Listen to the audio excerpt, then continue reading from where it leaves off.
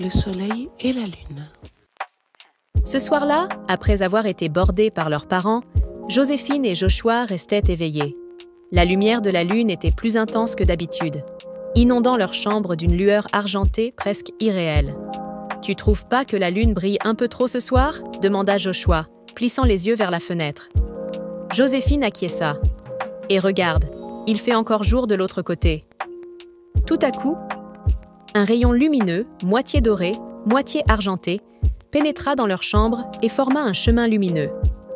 Curieux, les deux enfants décidèrent de suivre cette étrange lumière.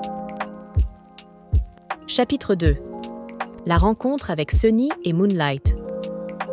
Le chemin les mena jusqu'à un endroit fantastique.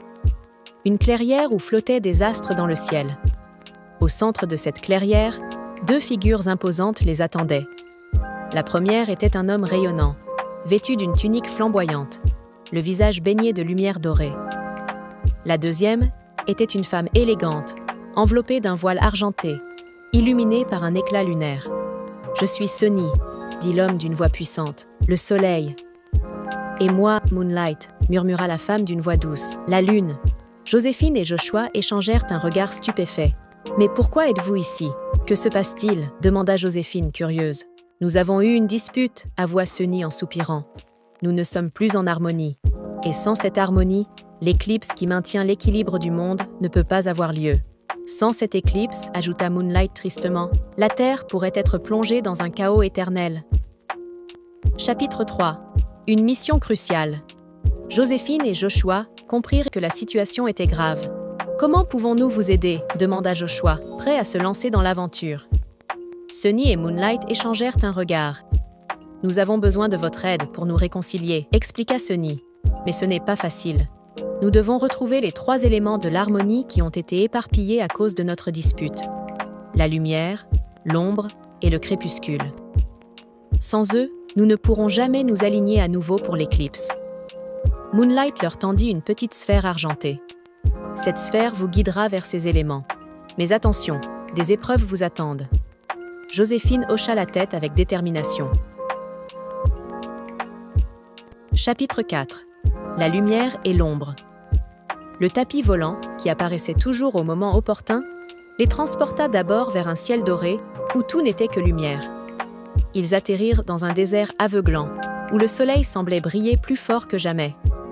Au milieu du désert, un immense miroir de cristal reflétait la lumière dans toutes les directions. C'était le premier élément, la lumière pure. Mais pour l'obtenir, ils devaient réussir à voir au-delà des éclats aveuglants. « Concentre-toi, Joshua. Ne regarde pas directement la lumière, » chuchota Joséphine. Ensemble, ils fermèrent les yeux et avancèrent avec précaution.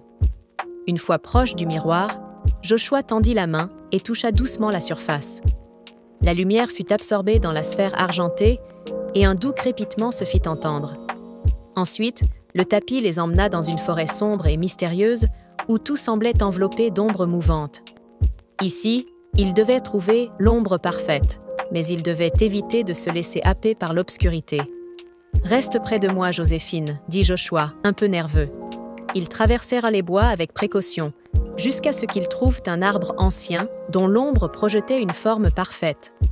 Joséphine plaça la sphère dans l'ombre et celle-ci s'y fondit, ajoutant une nouvelle énergie à leur mission. Chapitre 5. Le crépuscule. Le dernier élément, le crépuscule, se trouvait au sommet d'une montagne magique. Ce moment où le jour et la nuit se rencontrent était crucial pour que l'éclipse puisse se produire.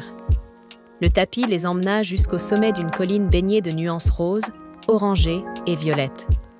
Là, ils virent un étang reflétant le ciel dans toutes ses couleurs crépusculaires. « C'est ici que les couleurs du jour et de la nuit se rejoignent », murmura Joséphine. Elle tendit la sphère vers l'étang et les couleurs furent aspirées à l'intérieur, complétant ainsi leur quête. Chapitre 6. L'éclipse sauvée. De retour dans la clairière, Joséphine et Joshua apportèrent à la sphère pleine de lumière, d'ombre et de crépuscule à Sunny et Moonlight. Les deux entités les regardèrent avec reconnaissance. « Grâce à vous, nous pouvons maintenant nous aligner pour former l'éclipse », déclara Sunny en souriant. Moonlight hocha la tête. « L'équilibre est rétabli. » les deux figures majestueuses se tournèrent l'une vers l'autre et lentement commencèrent à fusionner leurs lumières.